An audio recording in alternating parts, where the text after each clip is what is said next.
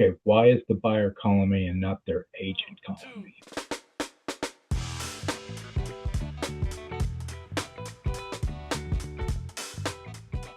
All right, guys, we are back with our fearless broker. We are in the strategy room and we are talking about communication. So, Jon, what is the most preventable deal problem you've ever seen? One that blew up purely because communication failed.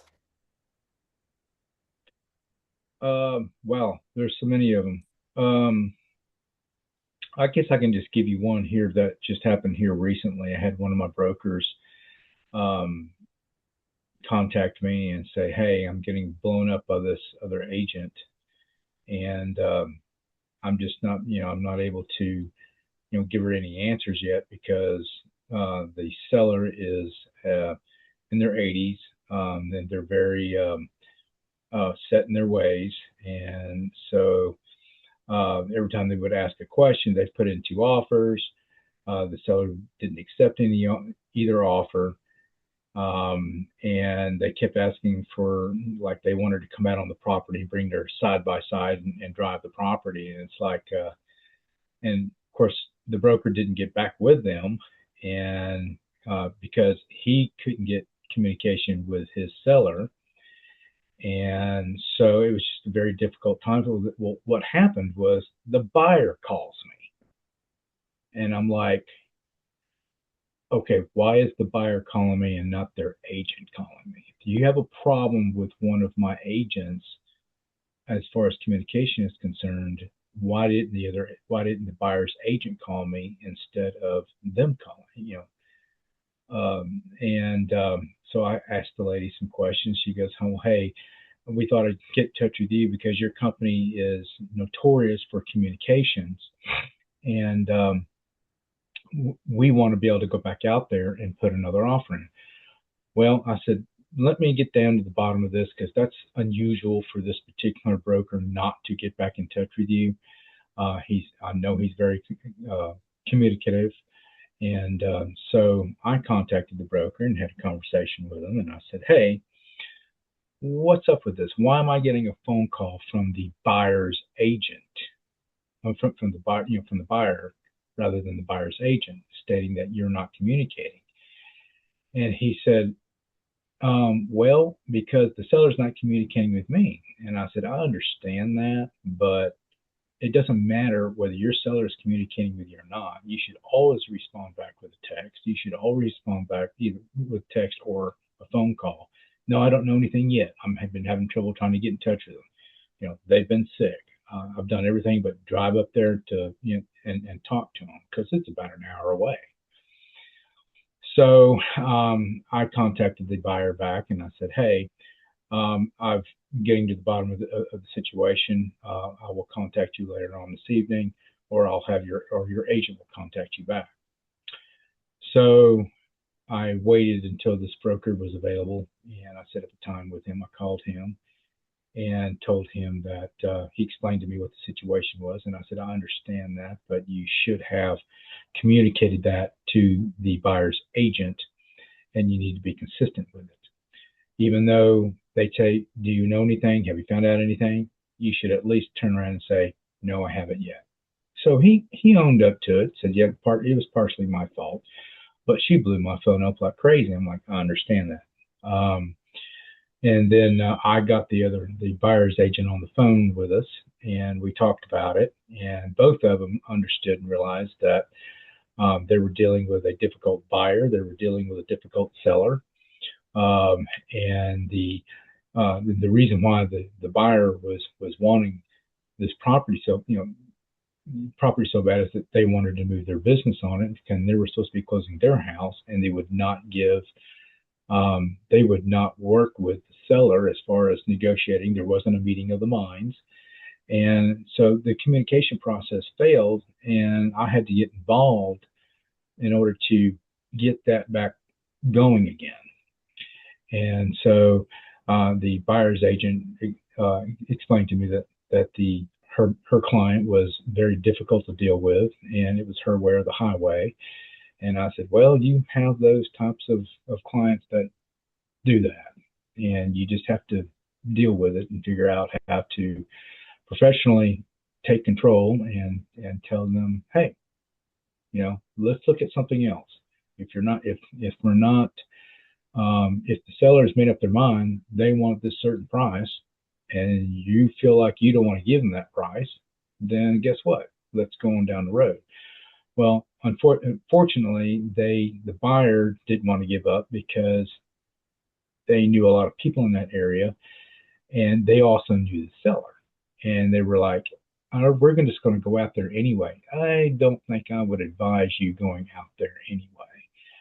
Because, and the reason why they asked me, goes, well, why can't we take our side by side out there to go look at it? I'm like, are you under contract? No.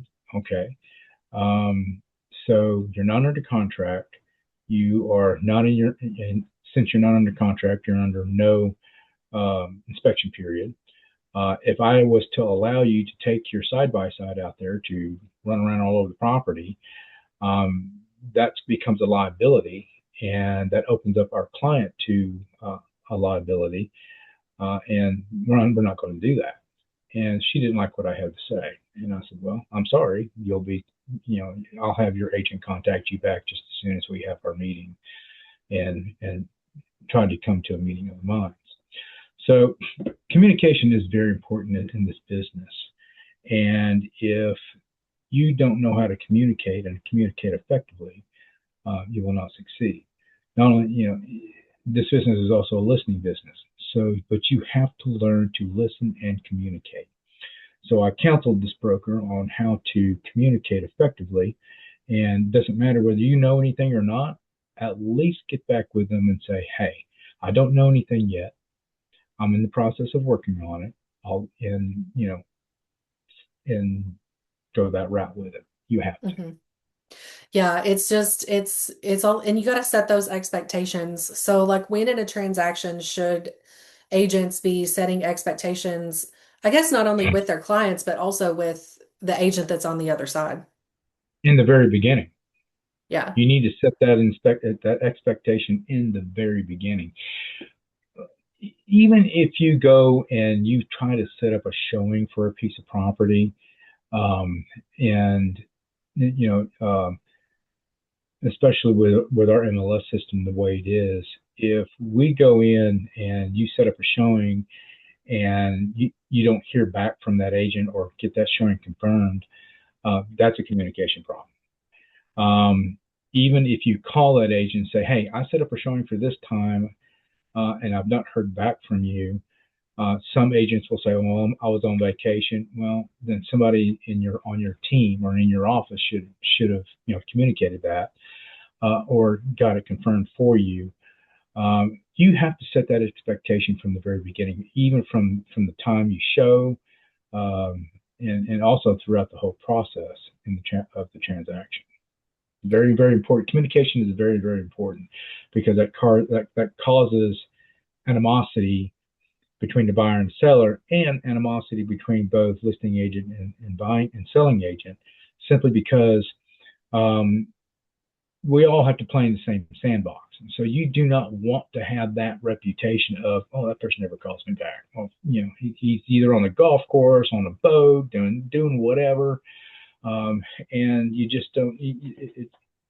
They just don't communicate effectively. So you have to set that expectation in the very beginning.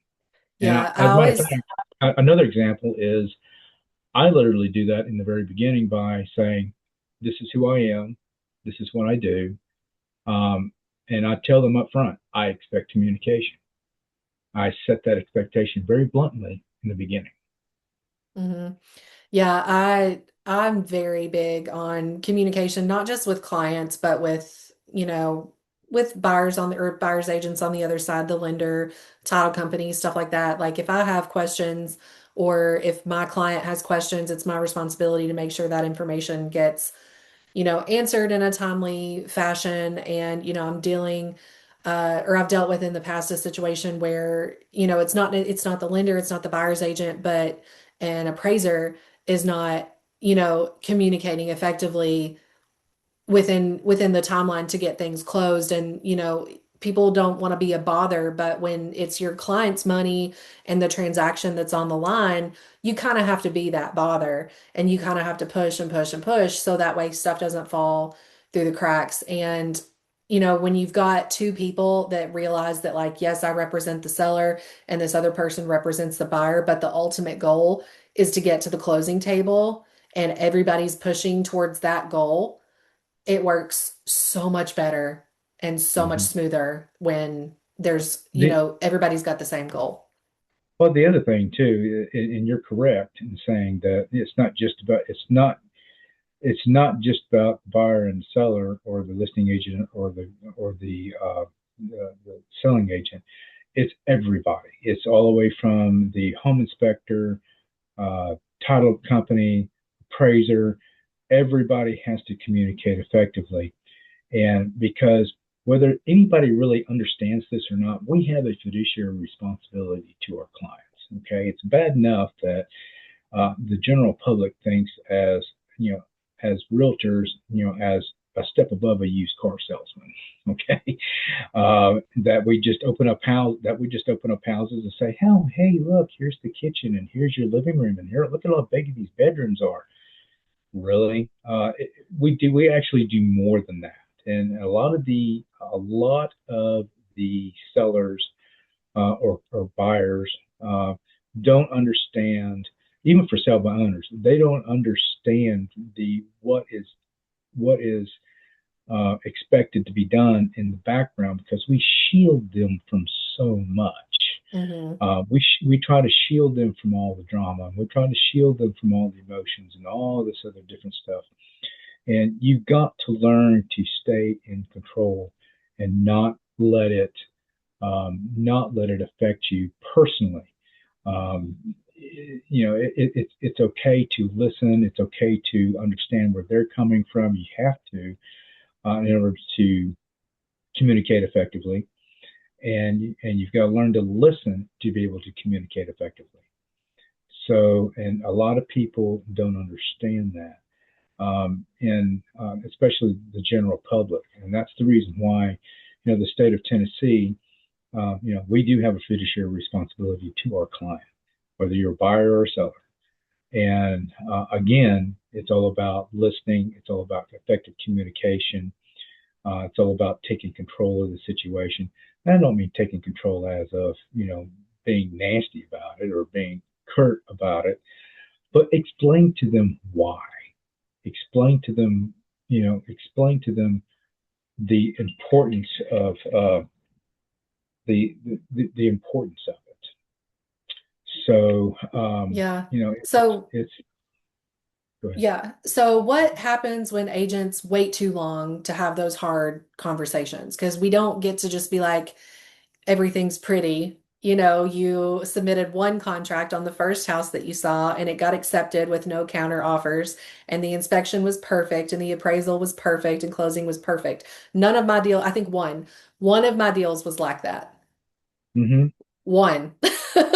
In the Wow. since I've had my license, every single thing has had some sort of a bump in the road that we've had to navigate. So what what are those hard conversations like, waiting too long to have them? What happens? Um, the issue there is if you wait too long,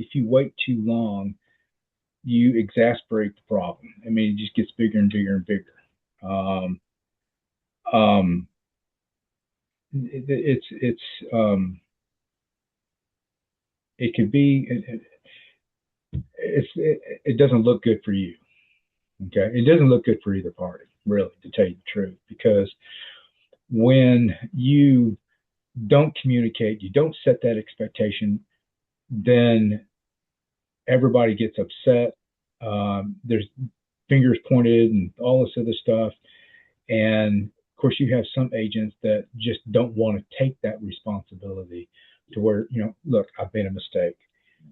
I would rather somebody tell me they made a mistake and own up to it, because that will give me more respect for them, rather than somebody always trying to point the finger at somebody else instead of taking responsibility for their own actions. Okay. If you don't take responsibility for your own actions and don't own up for the mistake that you've done or that you've made, you won't be in this business long. Okay. Because you will acquire a reputation that you don't want to have. And even though we all have to play in the same sandbox, we don't necessarily have to play with that particular person in the sandbox. So, That is true. it is what it is. So, what's the difference between managing expectations and then babysitting? Because I feel like the lines between that get blurred sometimes. So, what would you say is managing expectations versus babysitting? Well, babysitting. That's funny. Why don't you explain to me what your thoughts are between managing and babysitting? So, I think that managing expectations is an educational role, a alleviating stress type of a role where you can level with the client or the agent on the other side and you can be like, "Hey, I know that this feels really big, but I'm not scared. This is the next step." And being able to explain clearly and educate the client on, what how to move forward. And I feel like when it comes to babysitting, I feel like that expectation doesn't fall. I think it kind of sounds like the client is extra, right? It's like they're a difficult client. But I think that babysitting happens when an agent doesn't manage expectations. So I think that people think that they're the same based on how the client acts. But I think babysitting happens when you don't set expectations, where you're having to And you, answer simple questions and you're having to answer, and it feels like you're having to hold their hand through every little thing and it feels very reactive instead of being like, okay, this is the information I have. This is your choice. This is what's next. And then just well, having that clear flow yeah, process. you are correct to a point. The reason being is that in this business, you're most of the time you might be dealing with somebody that is brand new, never bought a house before. It's a very emotional thing for them, Hmm. and they don't know what's next. So those are the type of clients that you have to hold their hand. You have to explain everything to them because every personality is different. Everybody has a totally different personality, and so with each client, you need to understand that depending on the type of personality that they have, for example, engineers, oh man, engineers are so OCD, it's not even funny. They're very detailed oriented, and if they don't understand something, they're going to ask you every question in the world. Okay. And that's where you've got to know your stuff. Now, yes, you can manage expectations, but yet then again, you're always going to have to hold their hand and explain things to them. For example, the normal person does not know what a CMA is. The normal person does not know what a buyer's rep agreement is or a purchase and sales agreement. That they don't understand our lingo in the real estate world. So when you're dealing with someone that's brand new and first time home buyer, never bought a house before in their life, and they need to have their hand held. They need to have everything explained to them. But you set that expectation up front. So when somebody calls you and they say, "Hey, Marcia, um, I'd like to buy a house and don't know where to start," you start setting that expectation and managing that expectation up front. And even though they're emotional about it and never bought a home before, yes, you're going to have to hold their hand. You're going to have to explain these things to them. If they still don't understand the communication style of what you're trying to explain them to them, then that's where your broker comes in. Your broker comes in and says, "Hey, okay," because sometimes if they don't understand what's coming out of you, maybe you're not um, portraying it to them to where they can understand. Maybe they need another voice that can help them understand and teach them. Say, oh, okay, now I get it. And then a light bulb will go off in their head and say, oh, I get it now. So that's where working as a team and using your broker to help you be able to manage your expectation and to uh, also hold their hand, because by the time they get to the closing table, they're going to understand everything, the whole process and everything. That's what our job is. That's Mm-hmm. what we're supposed to do. And sometimes people just can't seem to get it unless they hear it from someone else. That's one of the perfect examples of this. We had a client that we sold a house earlier this year to, and me and my wife worked together with her. I don't need to buy a house. I don't. I mean, I could walk away from this and stay in my own house. Okay, that's fine, not a problem. And then she questioned everything that we did. Okay, and why this and why that? Well, my son, I talked to my son, and he just bought a house, and he said I didn't have to do this. That's correct, you don't. But this is what happens if you don't. Okay.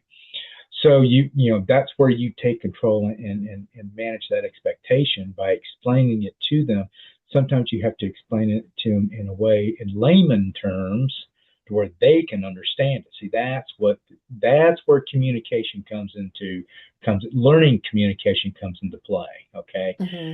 You've got to, if they're not understanding the words that are coming out of your mouth, then we need to figure out a different way to approach them with it for them to be able to understand.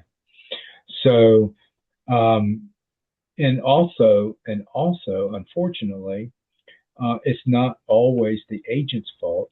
If they're not understanding what the agent's saying and their broker gets involved and their broker explains the same thing to them, but in a different way and in a different tone, boom. Because there are times where some agents get so frustrated with answering all these stupid little questions that they have.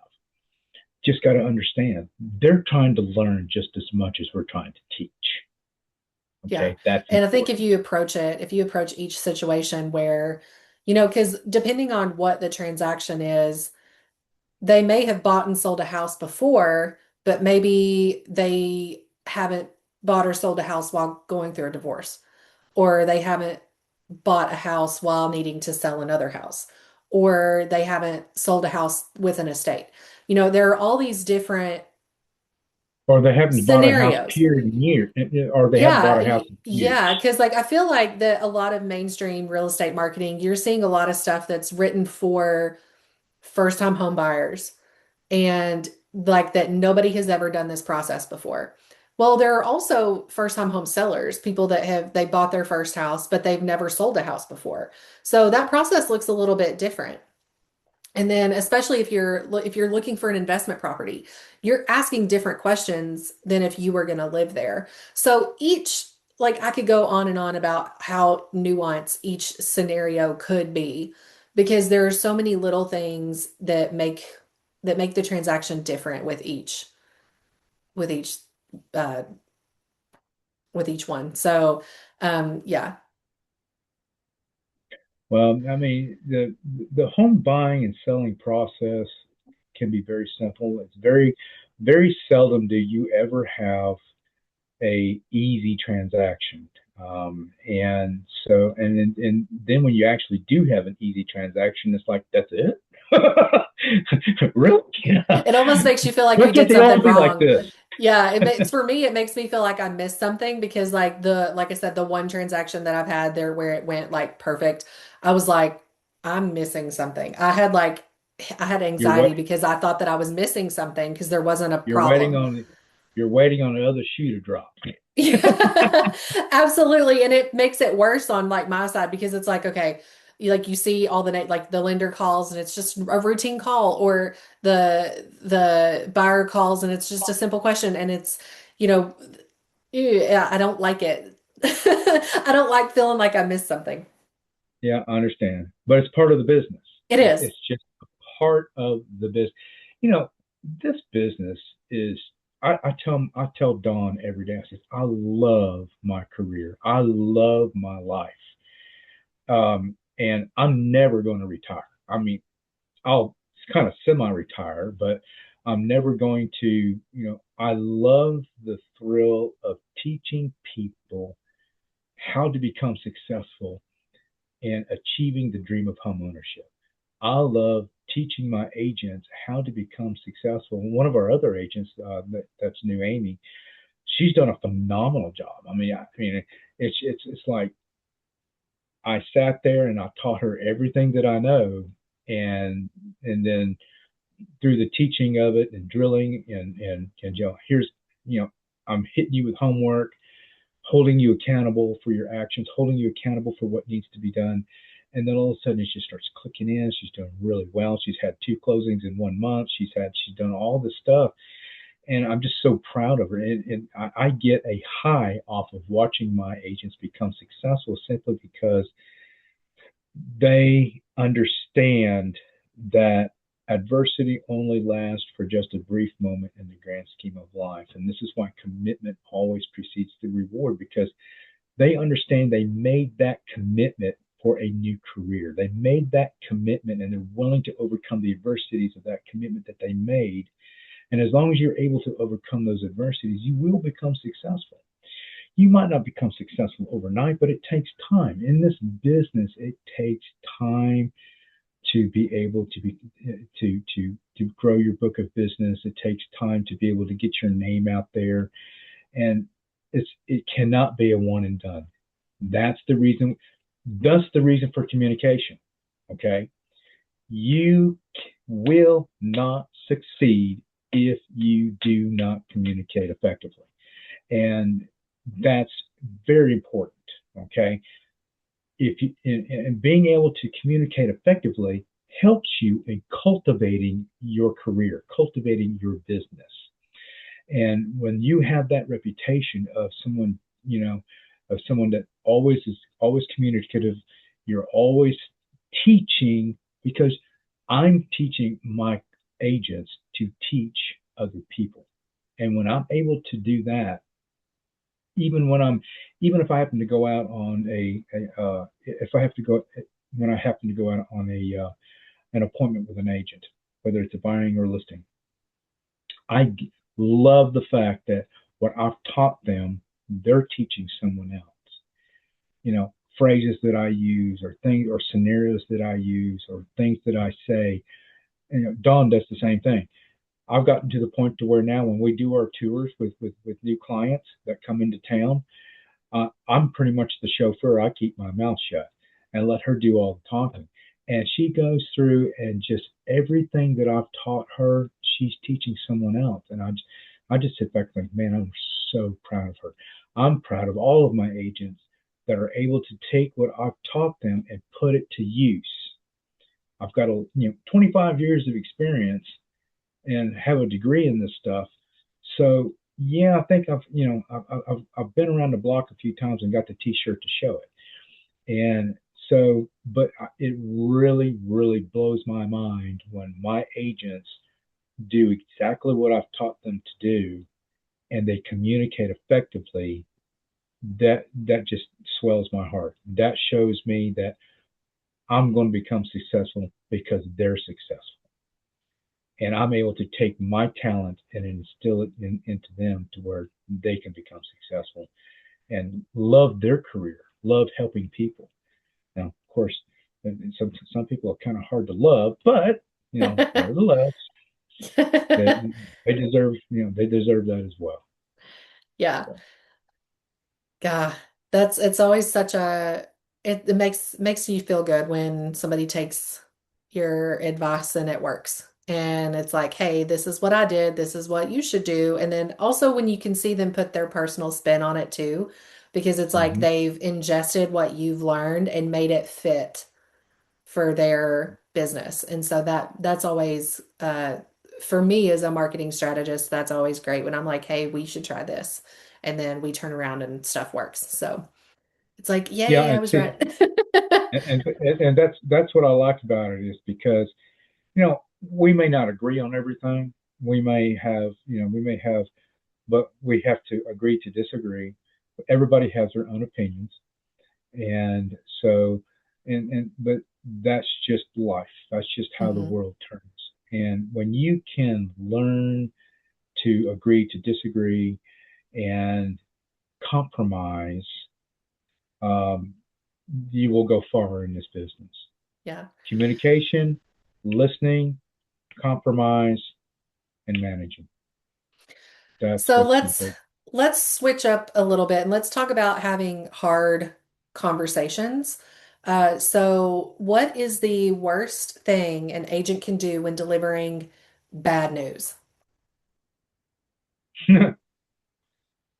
um, I don't know. Why don't you tell me? Give me an example. So for me, it would be not delivering the bad news. It's just like trying to put your head in the ground and be like, that doesn't exist. That's not real life. Anytime that I've seen that happen, it's made things just so much worse. It's like an infection. It's like you ignore it for long enough and it'll shut down your organs. Like, that's for me, like the worst way to deliver bad news is to just not do it. Okay. So, all right. What I do when I have to deliver bad news is I call them up and have a conversation with them, and I say, "Look, um, this is what the seller decided they wanted to do, or this is what the lender, or this is what the lender is saying, or this is what the appraiser is saying. So here's a problem. Let's see what we can do to work together to find a solution." Okay. I don't like calling my clients up and delivering bad news without coming up with a solution with it, because we're the ones that get the bad news first, right? Oh, for sure. Okay. So once we get that news, we have to sit back and figure out how we can get, how we can come up with a resolution to it. All right. If you cannot come up with a resolution, what you want to do is you want to call them and talk to them, tell them the issue, how it came up, why it came up, and here's what we've been able to find for a resolution. If we don't have a resolution, um, what do you want to do? What is your opinion? What is your idea? I've tried to come up with a resolution. Do you have a resolution? Can you come up with a little bit more money, or can you compromise on this, or can you compromise on that?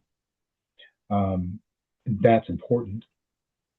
And again, it comes right back to effective communication. Okay. When you have to have a hard talk with somebody, unless they're absolutely unreasonable, um, you know, I hate having to deal with people that are just unreasonable and just say, well, it's just not going to happen, and then put it right back on them. What do you want to do? Hmm. Okay. Do you have any ideas? Communicating a hard talk is shouldn't be very difficult when you involve them in the thinking process, and being able to involve them and let them think about what they want to do, and then get back with you, and then they may come up with some ideas. You know what? I didn't think of that, because when you can be mad as a hornet. Okay, when you get this bad news, take a minute, think about it. Okay, and just kind of because every transaction, whether you know it or not, is like a puzzle. Hmm. Okay, anything in life is like a puzzle. All right, and you got to figure out how to put it together. It's this piece fit here. Nope, that piece doesn't fit there. Well, what about this piece? Oh yeah, that piece fits. That's how you've got to do this. The transaction. It's just like a puzzle. Figure out how to put it together. Pure and Is simple. there such a thing as over communication? Yes. Uh, you can talk yourself right out of a cell so fast and make your head spin. Uh, uh, when you don't ever over communicate, because if you over communicate, you set yourself up for potential liabilities that you don't want to happen. A lot of agents do that, not knowing that they're doing it, or or or they say, "Oh, I just want them to know." There's some things they don't need to know. They don't need to know everything that we go that's behind every transaction and what we've had to shield them with, and the attitude of the listing agent or the buyer's agent. Their attitude, and they did this and they did. They don't need to know all that garbage. They don't need to know how many any title issues, such as, oh man, we've got this title issue to where we've got 5 heirs and we got to get in touch with everybody and all this. They don't need to know all this, a lot of the specifics, because that's over communicating. That's an example of over communicating. If there's a problem, just say there's a problem. Here's a solution of what we're dealing with.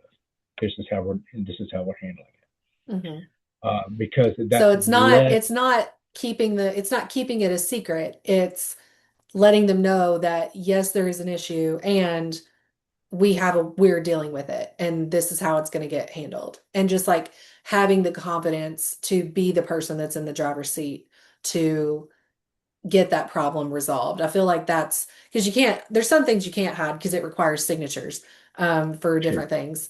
Like if there's heirs and stuff that we've got to track down, they might actually know where those people are. But Mm-hmm. it's one of those things where it's like, well, you don't just say, well, it's what we got to do, and then nothing gets done. But if you're like, hey, title called, here's the issue, we're tracking down these people, this is the next step. And I found that if you approach every single issue that comes up with information instead of it being emotional, where it's like, here's what's happening. Here's how we fix it. Here's what's next. And then just having the clear step forward so that it doesn't feel overwhelming. I feel like in my experience that's been That a is good. supposed that is supposed to be the experience that all agents should do. Okay. The new agents just coming into the business, that is like the kiss of death for them. Okay. Over communication. All right.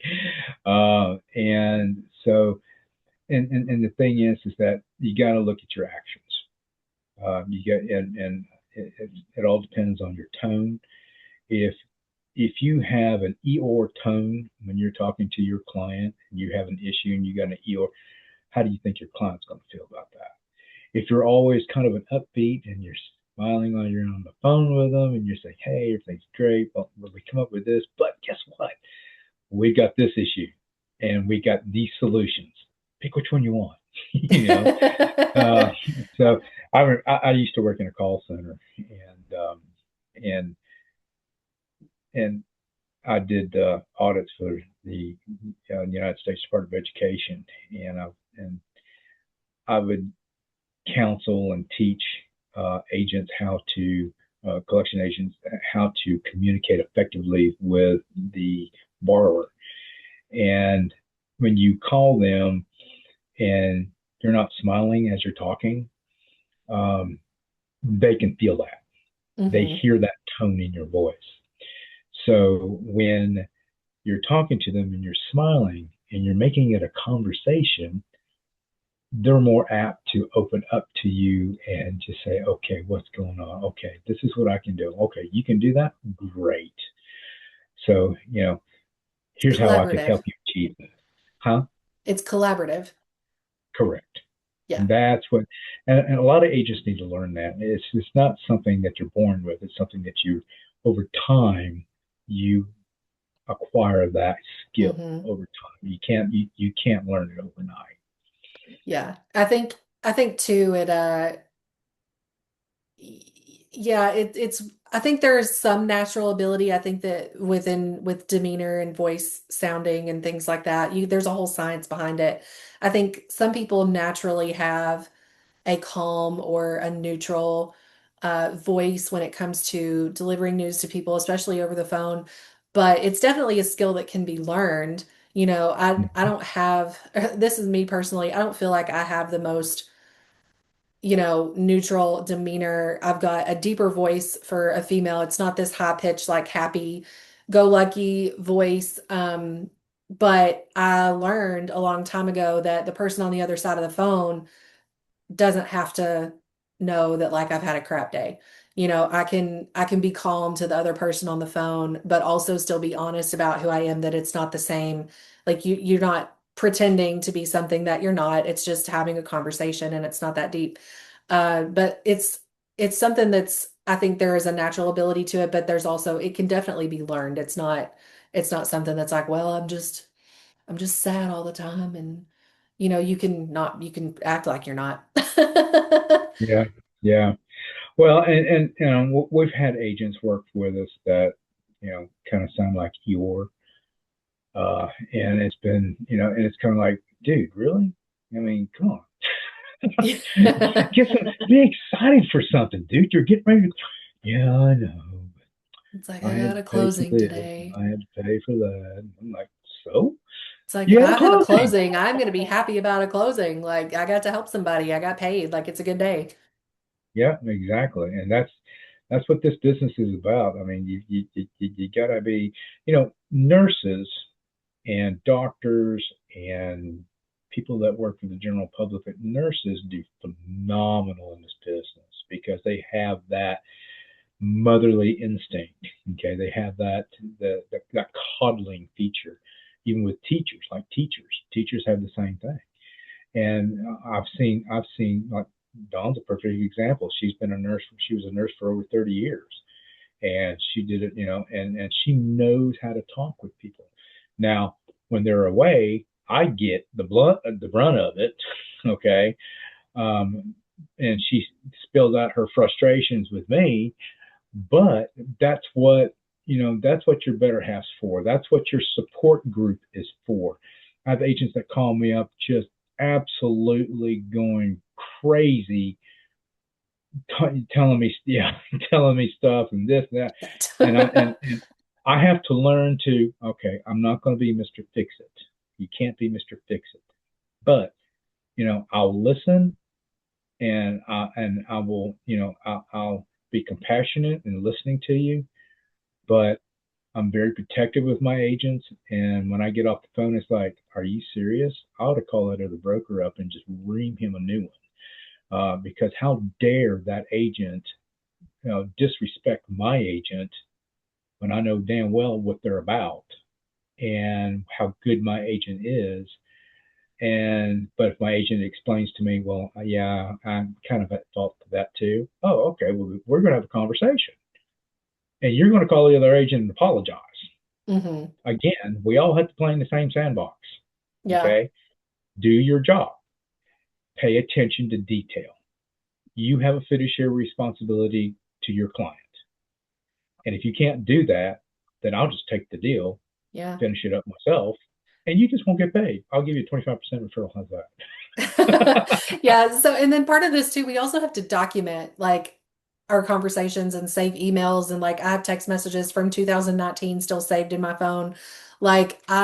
So we have to keep all of this like stuff for a Yeah. file. So how do you document conversations, but also still stay in the moment and not make it feel like you're building a case against your client? Like I know for one, I'm not like telling them you're on a recorded line, like like unless they are on one. Like I'm not recording everything. I'm summarizing and you know keeping track of what's happening in the deal without it being a word for word transcript of every conversation that we've ever had. Well, you've heard of AI, right? That's fair. Okay. AI is fast becoming our best friend because whenever we're having a Zoom meeting or whenever we're having a call or whatever, you can literally record that. And there's systems out there that you can use that you can record conversations and it spits it out in documentation for you. Um, I've not gotten that technical yet, but um, I've seen programs out there that can do that. Yeah. Well, and And sometimes all it's that, just it's a quick conversation. It's not something that's like, hold on, let me get out all of the tech so that I can track well, everything. there's a program that you can use on your phone. It's an AI program that you can use on your phone that you can listen. That if you're on the phone or something, you just click a button and boom, it automatically summarizes the conversation that you had. like for example, I have over 4,000 emails, in my email account. All I have to do is put your name in, and it comes up with every email that we've ever had, or an AI program to where every conversation that you've had with somebody just totally summarizes it, and you can just print that off. It's always been advised, the state has always advised us that you might want to do that just in case something comes back on you. Then you've got, and I've had that as well. I mean, I've had to deal with someone with the state to where they've sent me something where I had to come in, and if I felt like everything that I documented, all my text messages, emails, phone conversations, and then I've sent that in, and they're like, okay, this guy. It's kind of like when you go in front of Judge Elvis, okay, and you have everything documented and timeline and in sync of everything, of the whole conversation, of everything that's been done, and so and the other side doesn't have hardly anything. They just have their hearsay. They just have, here, judge, here's my calendar, here's what was said, here's what was done, date and time, everything else. And guess what? He's more apt to side with you than he is with the other side, because you're the one that presented something as evidence, and you've well documented everything. So guess what? I'm going to side with you. So and so, you're just out of luck. You know. Yeah, you got to So follow the evidence on that one. yeah, you definitely have to follow the evidence. The more evidence that you have, the better off you're going to be. It's not guaranteed, okay? It's not guaranteed, but it makes your case a lot better. Yeah. So, finishing up, what is one communication habit that every agent should build that they can take into their next transaction to make things flow smoother? Well, what is the communication action that you use to make things smoother? I I reevaluate.